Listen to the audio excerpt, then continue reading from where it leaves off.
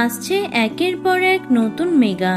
বর্তমানে খুব কম সংখ্যক ধারাবাহিক আছে যেগুলি বছর পার করতে পারে।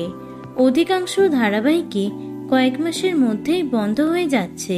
এবারে ত্রিকোণ প্রেমের গল্প নিয়ে আসছে নতুন ধারাবাহিক, যেখানে নায়িকার চরিত্রে দেখা যাবে অভিনেত্রী তানিষ্কা তিওয়ারিকে।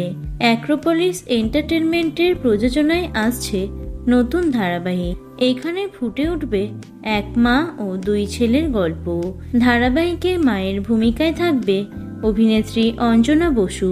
নায়িকা হচ্ছেন অভিনেত্রী তানিষ্কা তিওয়ারি। তবে দুই নায়ক কারা হচ্ছেন? জানা যাচ্ছে আর্য দাশগুপ্ত এবং সায়ন মুখার্জিকে দেখা যাবে দুই নায়ক তথা দুই ভাইয়ের চরিত্রে। সঙ্গে থাকবে ত্রিকোণ প্রেমের একটি অ্যাঙ্গেলও। অঞ্জনার বড় ছেলে হয়ে ধরা দেবে সায়ন এবং ছোট ছেলের ভূমিকায় থাকবেন আর্য।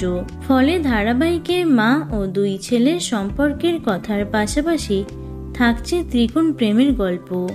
যদিও শোনা যাচ্ছে সায়নের সঙ্গেই মূলত জুটি বাঁধবেন তানিষ্কা, কিন্তু আর্যর সঙ্গেও কি তার কোনো সম্পর্ক থাকবে তা সময় এলে স্পষ্ট হবে।